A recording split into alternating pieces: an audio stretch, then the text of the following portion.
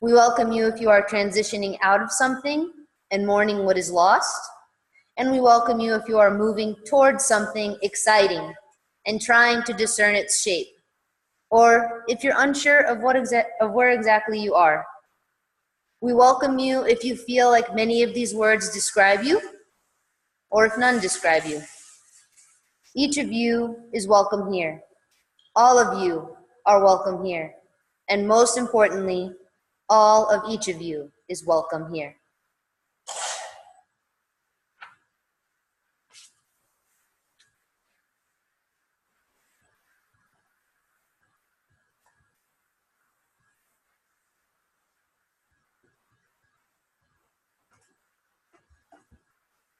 For our first hymn, we're going to sing a song, and I don't know who wrote it. It was taught to me by a mission worker who learned it from their youth pastor when that youth pastor was a mission worker, who learned it from another mission worker, and I traced it back as many levels as I could, following the path around the world, and then it dried up and we couldn't connect it anymore. But this is the setting of Psalm 139.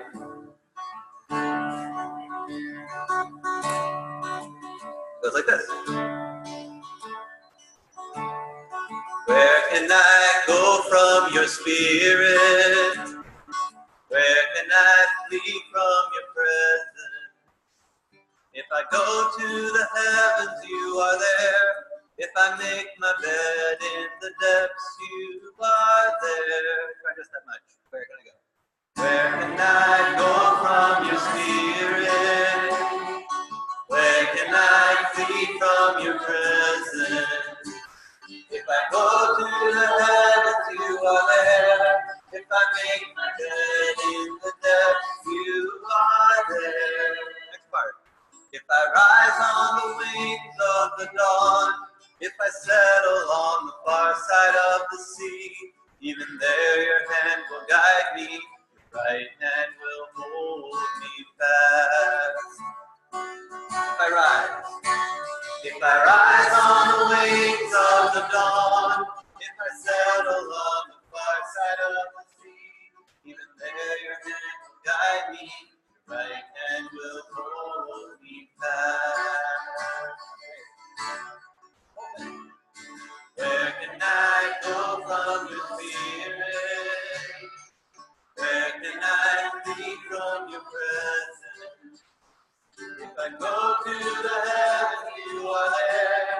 If I make my bed in the depths, you are there. If I rise on the wings of the dawn, if I settle on the far side of the sea, even there your hand will guide me, right hand will hold me fast. Where can I go from your spirit? Where can I flee from your presence? If I go to the heavens, you are there. If I make my bed in the depths, you are there. If I rise on the wings of the dawn, if I settle on the far side of the sea, even there your hand will guide me, right hand will hold me fast. One more time. Where can I go from your spirit? Where can I flee from your presence? If I go to the heavens, you are there. If I make my bed in the depths, you are there. If I rise on the wings of the dawn, if I settle on the far side of the sea, there your hand will guide me, right hand will hold me fast.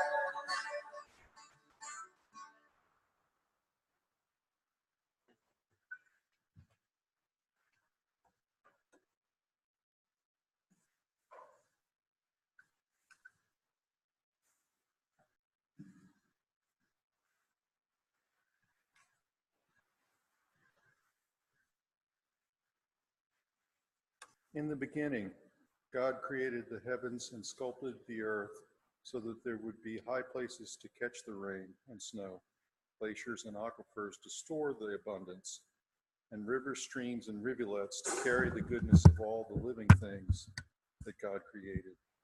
And God saw that it was good. Humans, thinking to create as God had not done, flattened the high places, made grids upon the land, and redirected the flowing waters. The perfected basins that the divine created no longer defined the people, animals, and plants. Those who knew themselves by their watershed or water basin were taken from those natural places, many of them by walking from the waters they knew to Oklahoma, where the water is sparse.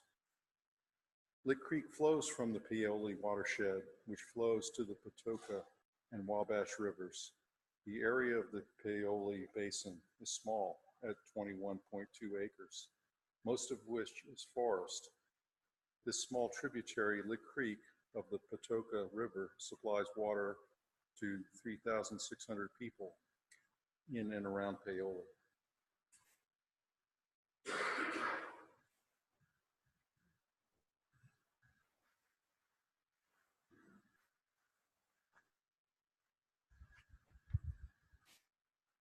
We gather tonight in the First Presbyterian Church of Paoli. The history of the United States and the history of American Christianity includes the painful history of colonialism. We are settlers on land that does not belong to us. We acknowledge that we are gathered today on the hunting grounds and homelands of the Haudenosaunee Confederacy, Miami, Osage, and Shawnee. These people have used this land since time immemorial and continue to do so in the present. We offer them our gratitude and respect and hope in solidarity with them to strive for justice for our planet and for all people.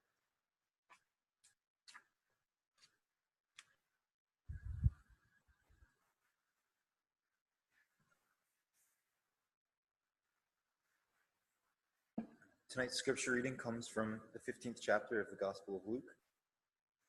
Then Jesus said, "There was a man who had 2 sons. The younger of them said to his father, 'Father, give me the share of the property that will belong to me.' So he divided his property between them. A few days later, the younger son gathered all that he had and traveled to a distant country. And there he squandered his property in dissolute living. When he had spent everything, a severe famine took place throughout that country, and he began to be in need. So he went and hired himself out to one of the citizens of that country, who sent him into his fields to feed the pigs. He would gladly have filled himself with the pods that the pigs were eating, and no one gave him anything. But when he came to himself, he said, 'How many of my father's hired hands have bread enough and to spare, but here I am dying of hunger. I will get up and go to my father, and I will say to him, Father, I have sinned against heaven and before you.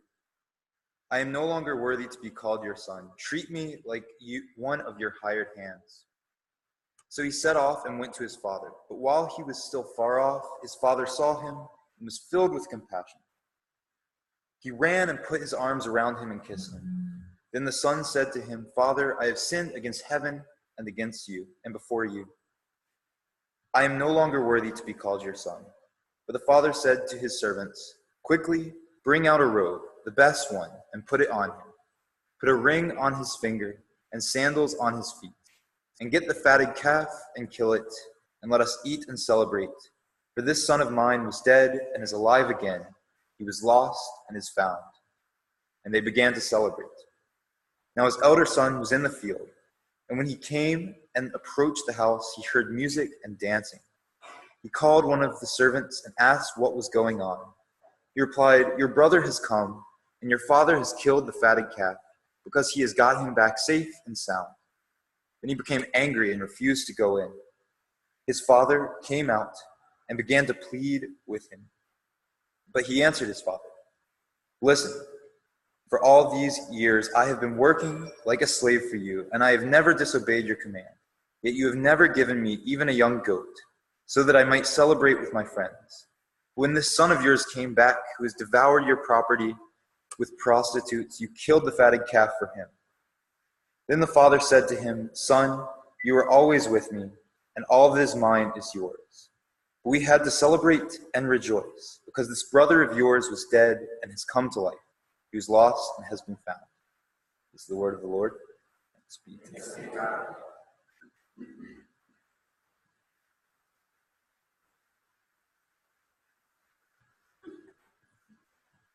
As they're setting up the video, I just want to say a word.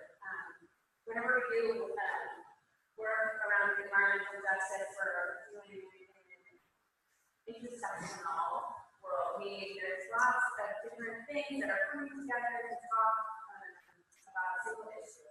Because justice is an intersectional issue. So, particularly acknowledging that most people on walk are white, most of the people who will be talking with on their walk are white, most of the people who are currently affected by conflict, centering races of color and people who are already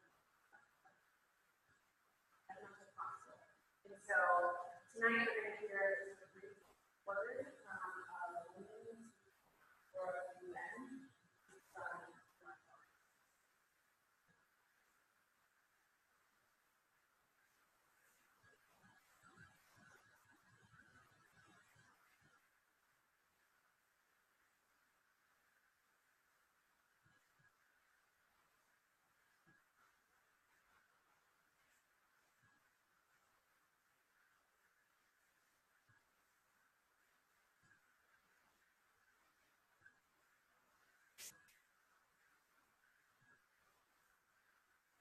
Speaker was selected from more than 500 candidates to represent the voice of civil society. From the Marshall Islands, please welcome Kathy Jacqueline Kirchner.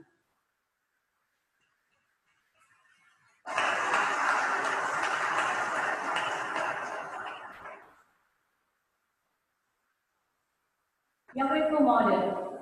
My family and I have traveled a long way to be here today, all the way from the Marshall Islands. The Marshall Islands encompasses more than 2 million square kilometers of ocean, and so it makes sense that our culture is one of voyaging and navigation. One of our most beloved legends features a canoe race between 10 brothers. Their mother, holding a heavy bundle, begged each of her sons for a ride on their canoe. But only the youngest listened and took her along for the ride, not knowing that his mother was carrying the first sail. With the sail, he won the race and became chief. The moral of the story is to honor your mother and the challenges life brings. Climate change is a challenge that few want to take on, but the price of inaction is so high. Those of us from Oceania are already experiencing it firsthand. We've seen waves crashing into our homes and our breadfruit trees wither from the salt and drought. We look at our children and wonder how they will know themselves or their culture should we lose our islands. Climate change affects not only us islanders, it threatens the entire world. To tackle it, we need a radical change of course. This isn't easy, I know. It means ending carbon pollution within my lifetime. It means supporting those of us most affected to prepare for unavoidable climate impacts. And it means taking responsibility for irreversible loss and damage caused by greenhouse gas emissions. The people who support this movement are Indigenous mothers like me, families like mine, and millions more, standing up for the changes needed and working to make them happen. I ask world leaders to take us all along on your ride. We won't slow you down. We'll help you win the most important race of all, the race to save humanity. I would now like to share with you a poem that I have written for my daughter, Matefele Benu.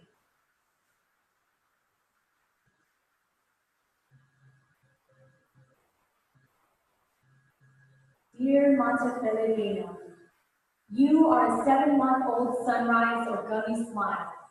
You are bald as an egg and bald as a blue. You are thighs that are thunder, shrieks that are lightning, so excited for bananas, hugs, and our morning walks along the blue. Dear Montefeltro, I want to tell you about that baboon. That lazy, lounging baboon lounging against the sunrise. Men say that one day that baboon will devour you. They say it will gnaw at the shoreline, chew at the roots of your breadfruit trees, gulp down rows of seawalls, and crunch through your island's shattered bones. They say you, your daughter, and your granddaughter too, will wander, rootless, with only a passport to call home. Dear Montefeltro, don't cry. Mommy promises you, no one will come and devour you. No greedy whale of a company sharking through political seas. No backwater bullying of businesses with broken morals. No blindfolded bureaucracies gonna push this mother ocean over the edge. No one's drowning, baby. No one's moving. No one's losing their homeland. No one's becoming a climate change refugee. Or should I say, no one else. To the Carteret Islanders of Papua New Guinea and to the Taro Islanders of Fiji, I take this moment to apologize to you. We are drawing a line here because we, baby, are going to fight. Your mommy, daddy, Mujima, your country, and your president too, we will all fight. And even though there are those hidden behind platinum titles who like to pretend that we don't exist, who like to pretend that the Marshall Islands, Tuvalu, Kiribati, Maldives, Typhoon Haiyan in the Philippines, floods of Algeria, Colombia, Pakistan, and all the hurricanes, earthquakes, and tidal waves didn't exist. Still, there are those who see us, hands reaching out, fists raising up, banners unfurling, megaphones booming, and we are canoes blocking coast ships. We are the radiance of solar villages. We are the fresh, clean soil of the farmers past. We are teenagers, blooming petitions. We are families, biking, recycling, reusing, engineers, building, dreaming, designing, artists, painting, dancing, writing, and we are spreading the word. And there are thousands out on the streets, marching hand in hand, chanting for change now. And they're marching for you, baby. They're marching for us. Because we deserve to do more than just survive. We deserve to thrive. Dear Montefeltro, your eyes heavy with drowsy weight. So just close those eyes and sleep in peace. Because we won't let you down. You'll see.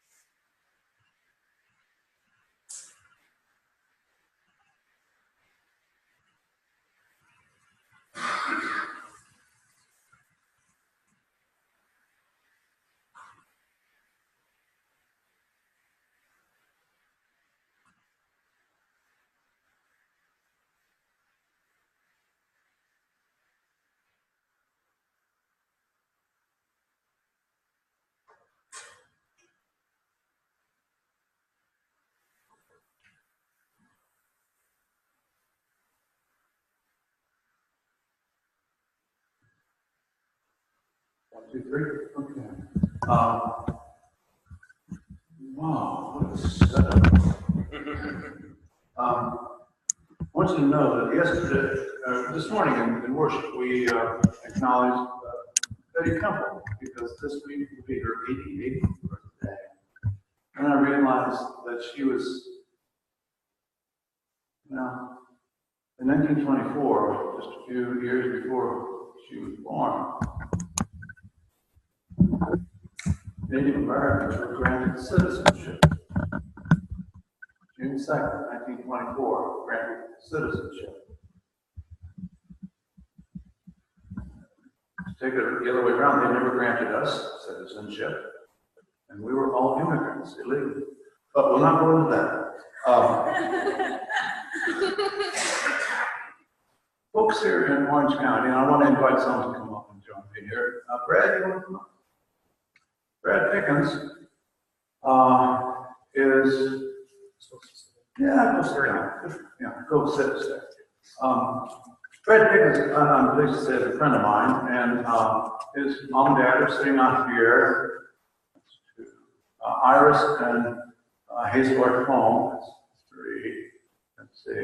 Bill, your folks used to be here, right? No. But how many generations go back with your family in Orange County? So that includes Iris and Hazel? 8. I think so. I lose track after a dozen. Anyway, they've been residents on the same piece of property for 7 generations. It's quite a while. And so you can't say that you really own that property, even so now, you are stewards of it. And Andy, is Andy Muller? Andy? Yeah, Andy, come up, please. And I looked up something here that pertains to Andy. I'm going to use these words as he comes forward. Let's see. Here it is. Oh, yeah.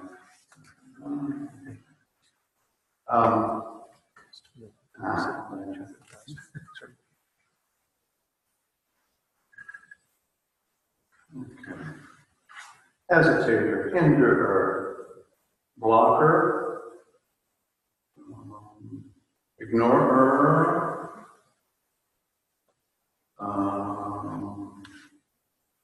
passive.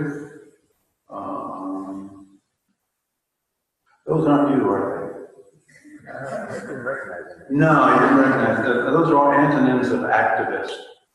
Andy is, he's one of those damn tree huggers.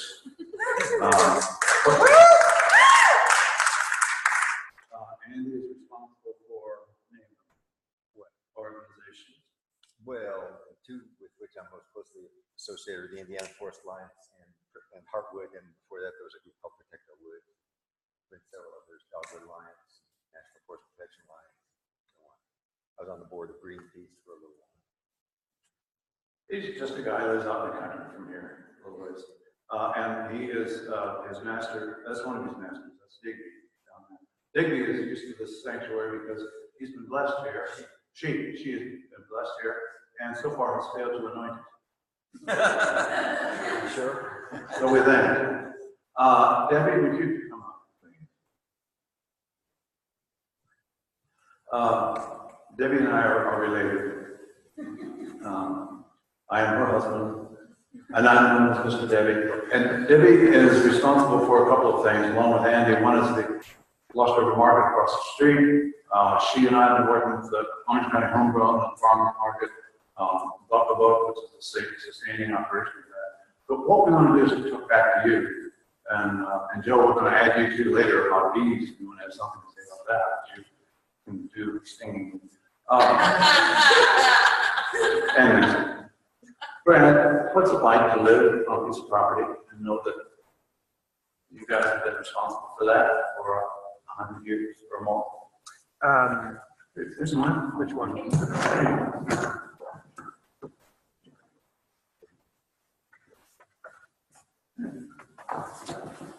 It's actually a humbling and somewhat confusing experience.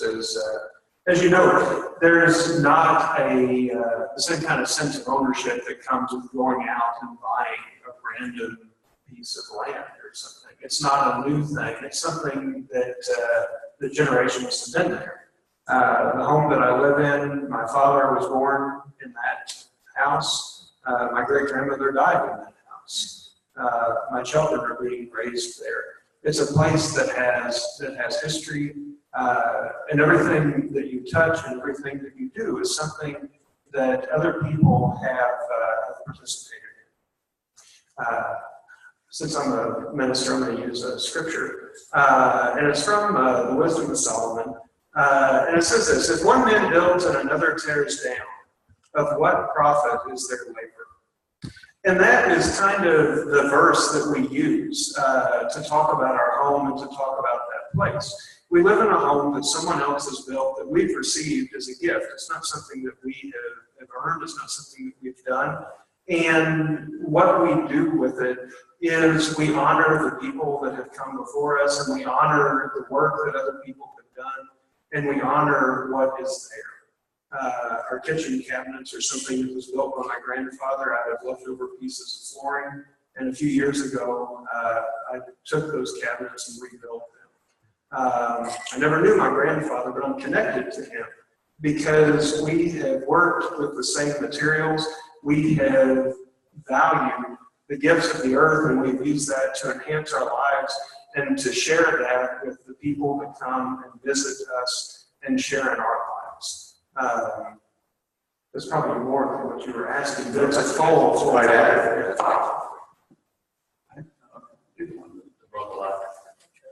Yeah. I really appreciated something you did tonight. You took the time to find out a little bit about Orange County and Paoli. That was huge. And that's what we wanted tonight for you, was to have a sense of place. You're going to be in a lot of places. Where are you now? And you will only get one opportunity to meet us and to meet our place. And we love to celebrate our place. So thank you for that. You have seen a little bit. You've been over to Frenchwick and West Baden. There's several different parts of our county. That obviously is very ostentatious, but it's also historical. That was created from the springs where buffalo trace, they formed a trace. So it's very, very old. Paoli, however, was settled by Quakers who brought their freed slaves from the Carolinas. So there's archaeological significance here. We've been, this area was significant to the Underground Railroad. So it's really schizophrenic to live in this county because you have all these different experiences. The other thing I wanted to touch on and maybe push Andy in that direction is Abby spoke about money today, about treasure and her treasure and resources. Somebody else tonight mentioned resources. And Andy does a really, we've made a lot of decisions here. And he does a really good talk about some of those decisions. Like 5% against. Well, my experience is very different than Brad's. I'm actually first generation American. My parents were both refugees from the Second World War. And so I come to this country as almost a guest, and I deeply appreciate the welcome into that. Enormous privileges, perhaps because of my skin color and because my parents were educated, but I've been able to make my own path in life. And I grew up or didn't grow up there, it's a college town. The average age is always going to be younger than you are if you're past college age. But I was fortunate that when I got out of high school and out of college, when most of my friends were moving on to big cities, I moved the other direction. I moved south into the country because I wanted to be near the forest. And you know that old adage, don't go looking for trouble, trouble will find you. Well, I had no idea that I was going to become an activist. The Forest Service, the division of the Department of Agriculture that manages the national forests on behalf of American people, decided to build 112 miles of motorcycle trails in the forest, off-road vehicle trails in the forest not far from where we live. And there was a thing called a forest plan, and I could go on, and I don't intend to. But I will just say that we got involved to try and stop the off-road vehicle trail proposal and discovered there's a thing called a forest plan that called for 5 miles of road for every square mile of national forest, the entire forest to be open to oil and gas drilling, and so on and so on. The entire forest basically to be clear cut on either an 80 or 120-year rotation. And we got involved, even though it was too late officially to comment on the forest plan. It was not too late to comment on the off-road vehicle trail proposal because it had been separated out of the plan. So we were successful in defeating the off-road vehicle trail proposal. The Hoosier National Forest became the first national forest in the United States, officially closed to off-road vehicles. We did then get we were successful in getting the forest management plan reopened for public comment, and we went from what was arguably the worst national forest management plan in the United States, or at least from the eastern United States, to one of the better ones. all these things are temporary, of course, as David Brower famously said, and I paraphrase here, that all of our victories are temporary and all of our defeats are permanent. There is no return to extinction. Bioengineering, genetic manipulation notwithstanding. But back to Debbie's point, we have an extraordinary opportunity here in this area because we've been overlooked and by history in some ways, and we're far enough from the urban centers of Louisville and Bloomington that we were able to chart our own path and make our own course in this area. Now, that wouldn't have been necessary had sort of the modern trends of globalization and homogenization not basically virtually extinguished the indigenous culture of this area. By the indigenous culture, I'm talking about the European American culture. It's been lost basically in one generation. We went from an area where most people had relatives who were still living on active farms, where many people derived their incomes from the land, from either production of food or from timber and forest products. And we've seen the results of the virtual extinction of that culture of community cooperation and thus industry and self-reliance in little more than 2 generations, where everybody knew where they lived and who they were related to. And now what you see instead is an entire generation of younger people who see very little hope, who have no connection and don't even know where they live anymore. At least that's been my experience living here. Other people may have had different experiences, but the people who could take you out in the woods and teach you how to live off the land, so much of that information is being lost in one generation. So rather than, those of us who are transplants in this area have tried to where we can find the people who still have that native knowledge and those deep connections to this land and love for this land, and to try and bring our new energy to the old ways. But we've also had this great liberty then to try and select and choose from the marketplace of ideas to create our own culture. And that is what we have tried to do in this area, is basically, to the extent that we're able to find the wisdom, the indigenous wisdom of the people who love this land and have lived on this land, and combine it with the best of the new ideas about how to live in the world. And many of the new ideas are just modifications of the old ways, but permaculture, I'm sure many of you are familiar with the concept of permaculture, where you're trying to work with natural systems rather than always trying to suppress natural systems. But what we found, and I will try and, like I said, wrap this up, but we found that what is missing from people's lives in the modern era, I think, is a sense of community. So that, for many people, that still comes from the church, but even the church, I think, in many cases, is failing people in terms of being able to provide for the deeper needs of the human spirit. Yes, on a superficial level, church still provides that sense of community, but in a world is changing so dramatically, in some ways, churches feel like islands, perhaps, rather than anchors. And what we are trying to do is create a culture here that honors the best of the traditional ways of doing it, but is also adopting new approaches to old challenges for the human family. And it boils down to 2 very simple things. The best way to create community is music and food. And what we have done is, when we formed our little group to try and figure out how we could bring new sense of community to Orange County, and we cast about for what we might want to do. We thought about polling the citizens to see what people wanted. We said, no, let's just go ahead and start a farmer's market. And so that was the first thing we did, is we started a farmer's market, and we are now in our 18th year. Yeah. So the farmer's market, we have now 2 farmer's markets, one in French Lick, one in Orleans, and we're going to start a 3rd one in Paoli this year, most likely. And then from the effort to get the farmers market going. There was a spin-off group that started the member-owned natural foods co-op, and we now have 1,130 members. Not all of them live in this community, but all of them support what we're trying to do here. So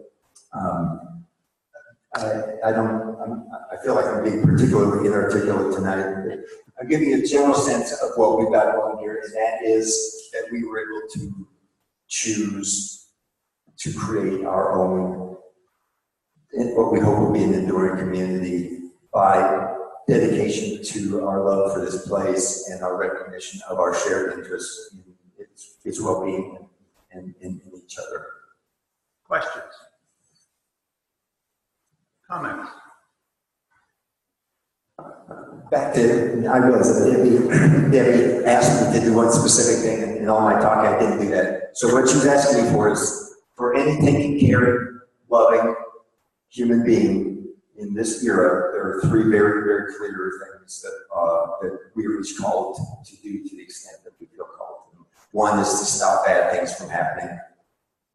Two is to create the positive alternatives so that we're not always working against other people's bad initiatives, but also trying to promote a vision of that which we see. If you were to describe the ideal world in which you wanted to live, and can you imagine that world being here in this very place 20 years from now, not 200 years from now, but 20 years from now? How would we get from where we are now to what you would consider to be the ideal world in which you want to live? What would you be doing different with your life right now in order to bring that world into being? And then the third thing, besides stopping the bad things, that I know is very important to what your purpose in the walk. The third thing is the thing that makes either the other two possible, and that's to find the deeper sources of meaning and power in our own lives. And we can obviously have that conversation, but those are the three things that are essential to each thinking character. Stop bad stuff, create the good stuff, and find the source of power that makes it possible to do the first two. And he said he was being particularly inarticulate tonight. You should hear him on an articulate night. Yeah. Question. Maybe a stupid question, but There are Brett, you said that your family has gone settling for ever. What's that look like today? What is it like? The question was what farming that land looks like today, what it's like to be a farmer. And at one level, that's a very easy question to answer because we cash rent the farm to our labor. And so being a farmer for us means that we don't have to worry about whether it rains or not. Someone else gets to do that. But more importantly, part of what that means is taking care of the land that we have. We have property that belonged to my great-grandparents on both sides. We have fruit trees and persimmons and berries. We have a little garden that we put out. We have things that are sustainable, that have been sustainable, and things that we benefit from someone else's, again, from somebody else's work.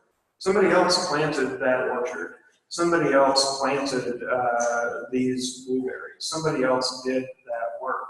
And so part of what we're doing as a family is looking at how we can reintegrate with that land and to reintegrate with that space and to look around us and say, what is it that we want to build so that when my daughters are my age, that they come back and that they benefit from my faith. That's what it is when we plant a tree. We're doing that in faith that somebody will benefit from that, whether or not it's us. Which again is a very biblical concept. The Bible is full of people planting vineyards.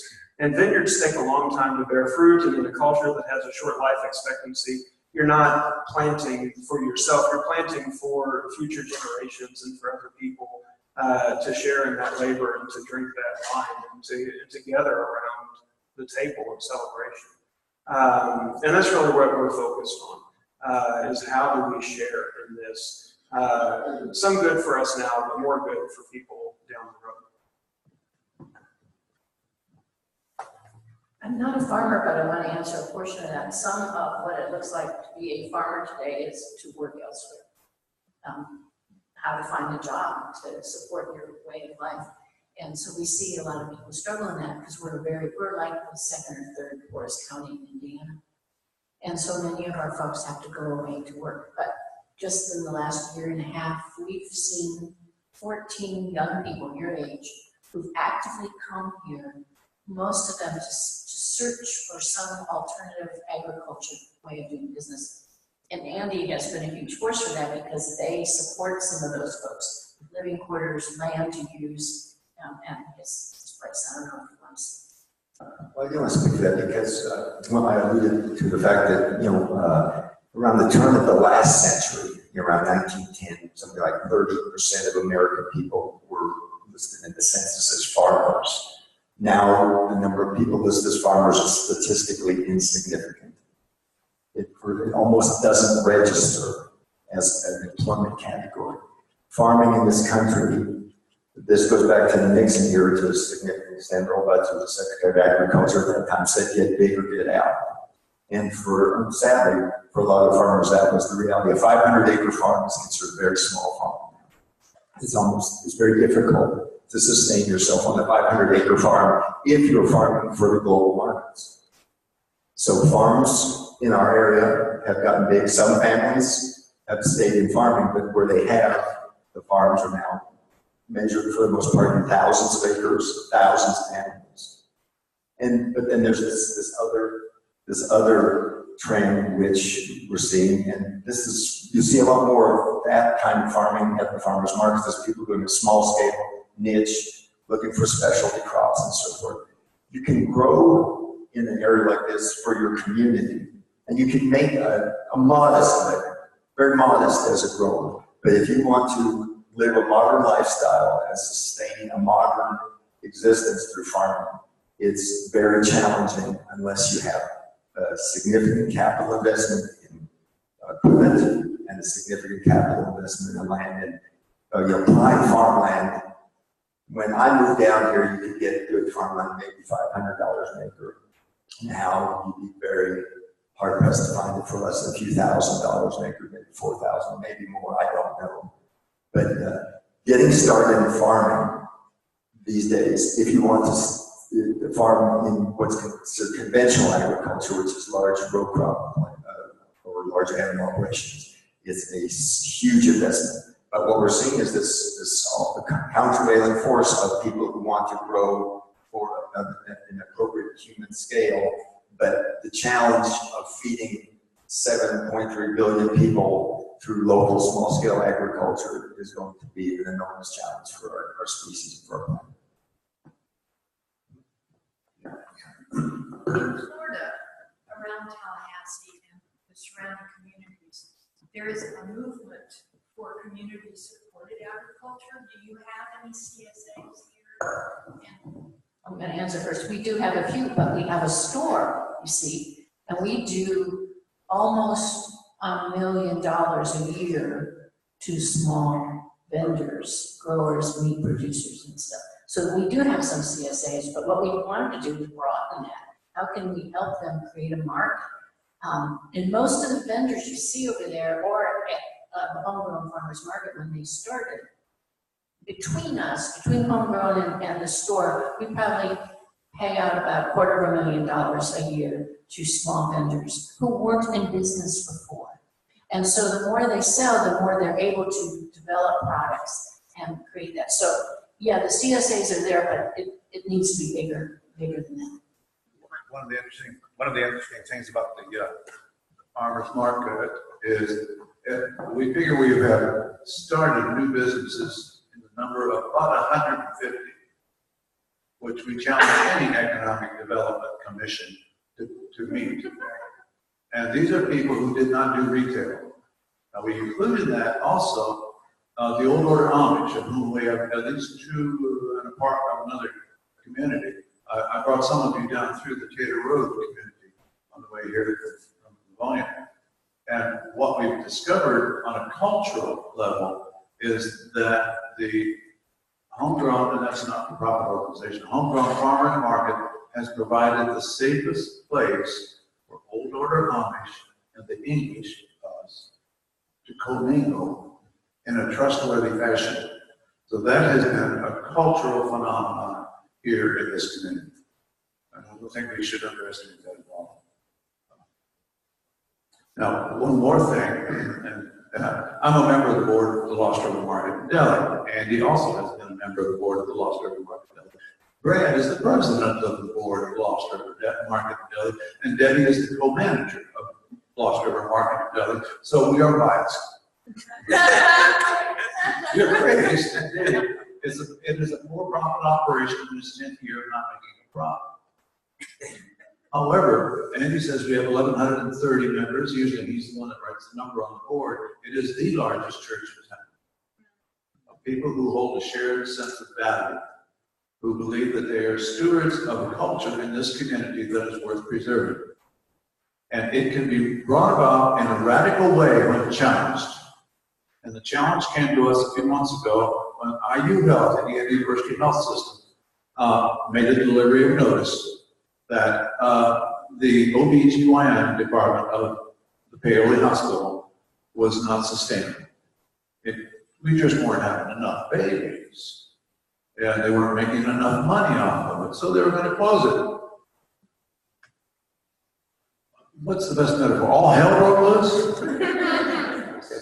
Yeah. So it was challenged. Scores of letters were written to the bosses of IU Health and Bedford, and it were larger than that up in Indianapolis. And I was talking to a part-time OBGYN practitioner, physician who was in the building today, and we began talking about that. And not only did IU Health back down, but one of their administrators who made the foolish mistake of trying to close it down is working elsewhere. And this doctor that we talked to today literally rolled his eyes and said, I've been doing this for decades in the IU system. Never have I ever seen this happen. So we have in the core of community here folks who will be activists when they have to be. And we can immediately call that to them. Yeah. What questions have you? Got me some. Yeah. I heard.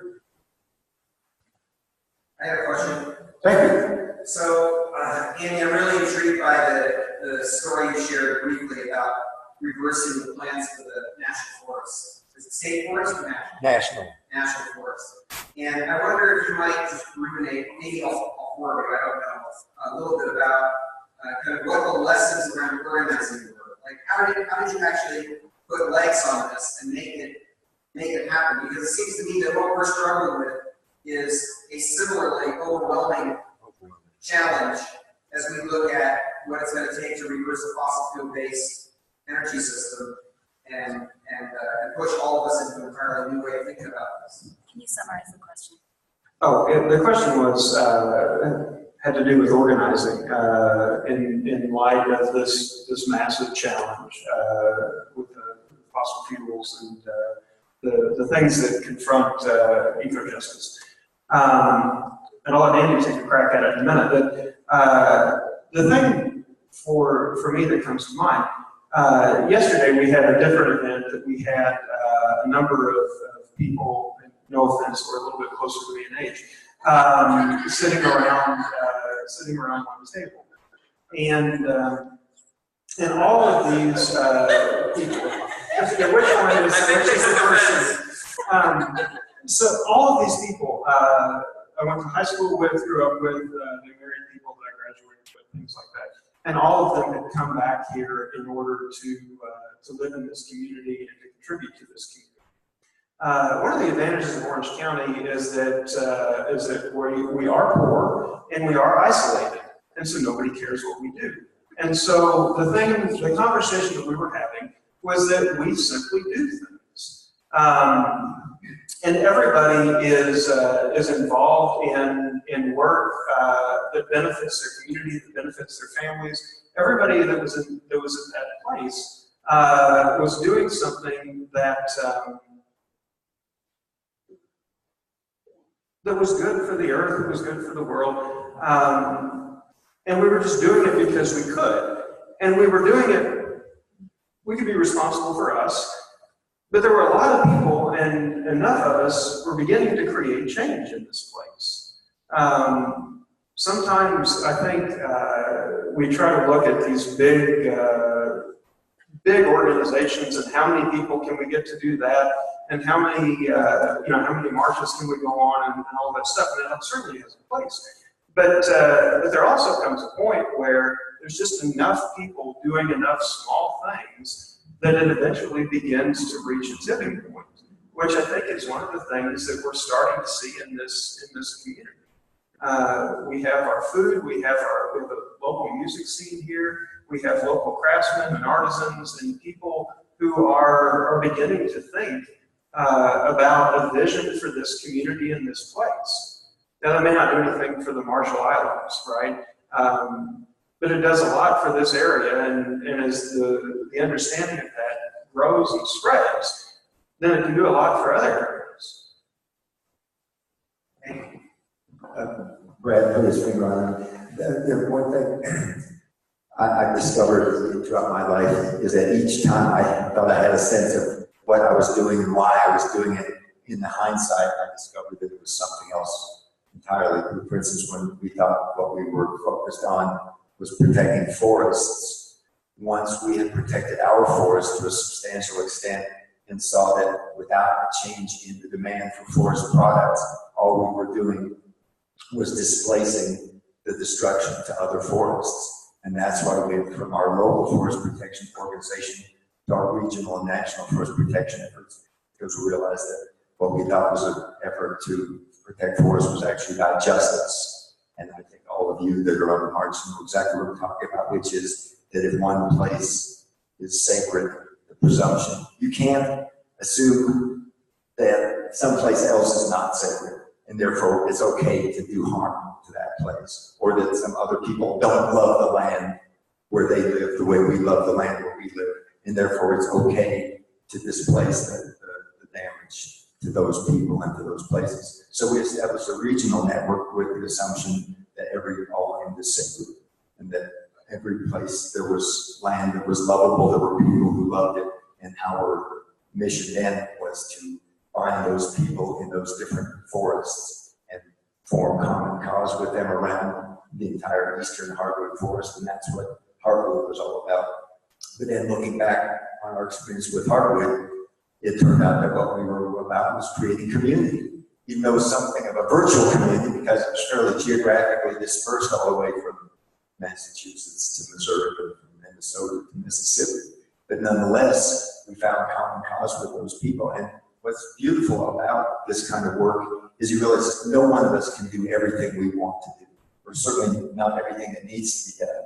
But by finding common cause and creating community, you realize that there are other people that if you get too tired to carry some particular load, there's somebody else who's going to come along and pick up that piece. If your specialty is maybe writing press releases, somebody else is going to be lobbying in the halls of Congress. If your specialty is, making postage stamps and putting things in the mail, somebody else is going to be the one who's going to be organizing the tree sale.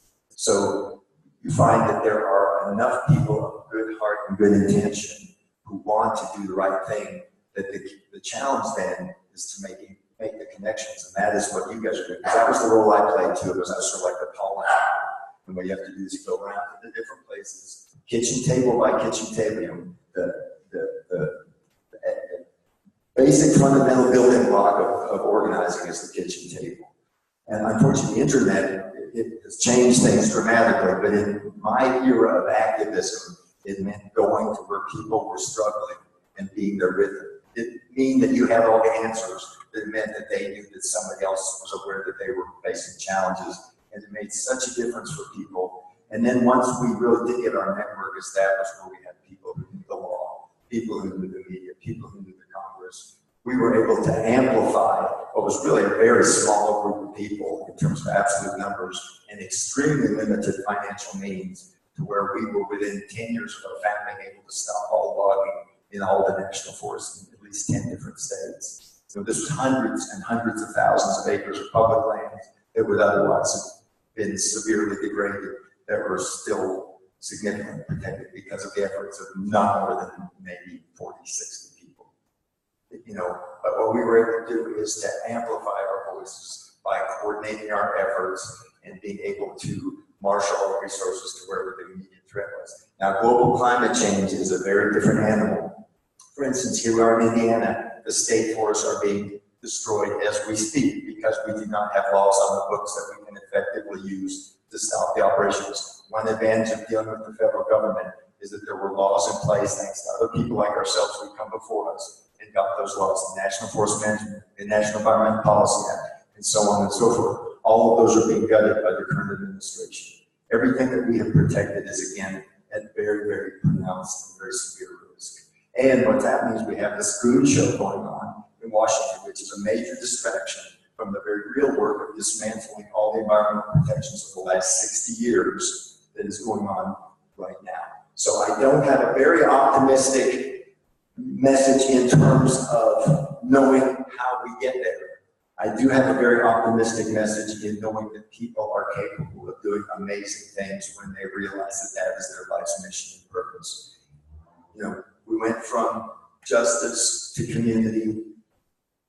The big change that I recognize now and that I think is a profound change that we all need is a change of heart.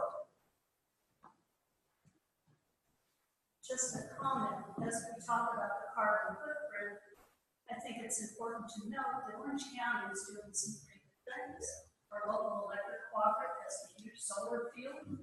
Both of the schools in Orleans are powered by solar. They have their own solar fields by the schools. I was using my teacher piece. So there's a lot of solar energy being put in, and I think it's an amazing thing. A county of this size, located where we are. Last week, the Paoli Public Library sponsored an evening event talking about the future of the driverless city. And the main presenter is a professor at, I believe, Illinois Technical College in Chicago. But in his, he's working on a huge thing. But he talked a lot about where we're headed with transportation, which is a huge thing on the carbon footprint.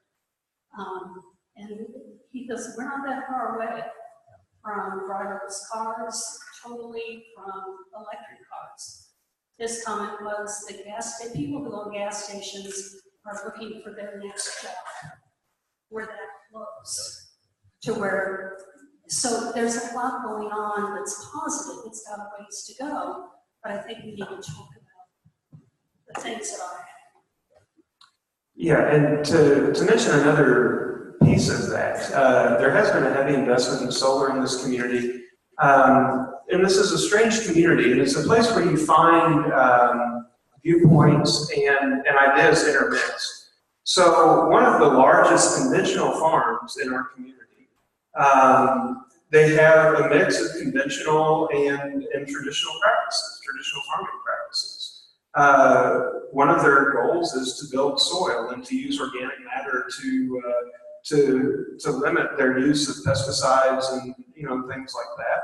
They still kill stuff, but I mean, it's a mixed bag. But the most fantastic thing that farm has done is they've invested in a power generation plant that runs off of manure. And so they have farmers from other places trucking manure in so that they can burn the gases off of that. And that project, when it's completed, is going to generate 80% of the electricity for the people that are coming off of this substation. And I think it's important to acknowledge those kind of contributions where they come, because that's these things aren't all bad people. But some of these motivations can be mixed, and there can be some really powerful things that happen as a result of that. It's important to honor that. Okay, listening to Andy as he talked about, 40 to 60 people who were able to do so much, and they did it from the tree root up. In fact, you had to develop your own organization to accomplish that. What is fascinating to me is that you built an organization that focused on values, on community, on significant degradation of our culture, and ways to improve that culture. And it really intrigues me that there already exist several such organizations who are not living up to their potential, and that is the Presbyterian Church USA.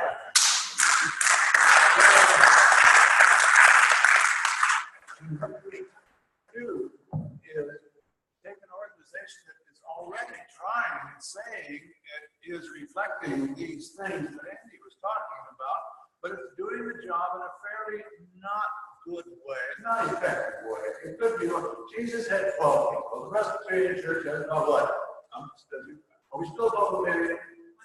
Yep, 145, we're Okay.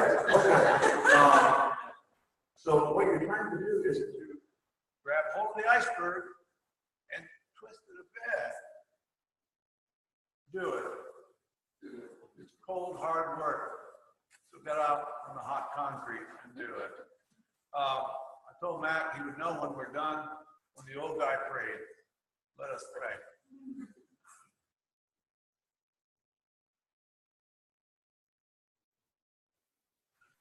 God, you're a person who seems to like challenges. It's void. I think I'll do something about that. And you did. I'm lonely. I'm going to create something that is a companion. And you did. And you watched that companion take charge, which you wanted. But it did.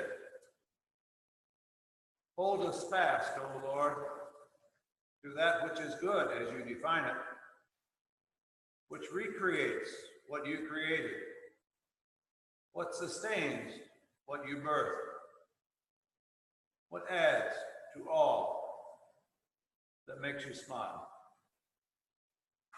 Go with us as we go with all. Through Christ, amen. We're done.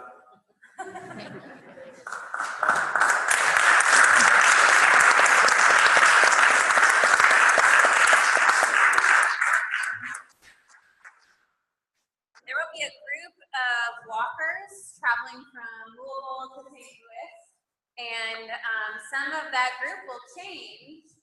People will leave, and people will come, and today we will lose two of the walkers. We've already, Brian has already gone back to Michigan. He left, I think, just right before dinner. But Cole is back. So we can come up. Yeah. Okay. You have to be in front of it. Can you go right in front of it?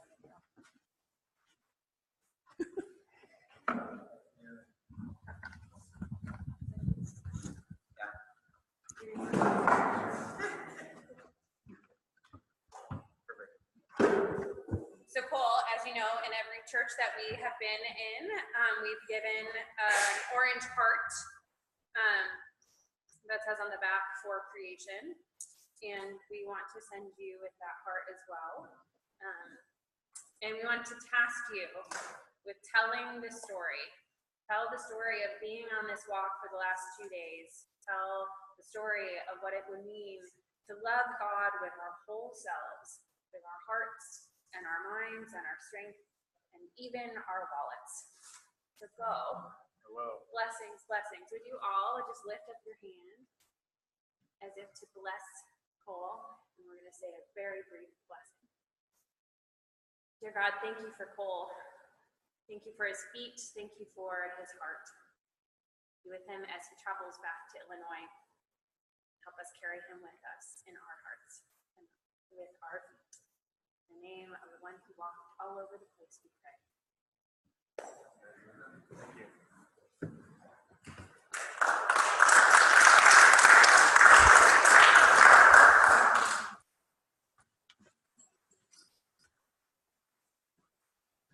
The peace of the earth be with you, the peace of the heavens too. The peace of the rivers be with you, the peace of the oceans too. Deep peace falling over you. God's peace growing in you. The peace of the earth be with you. The peace of the heavens too.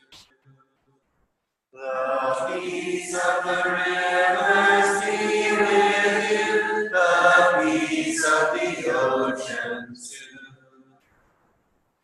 Peace falling over you. God's peace growing in you.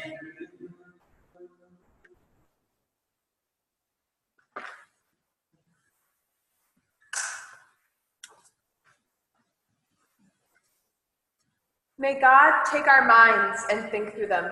May God take our lips and speak through them.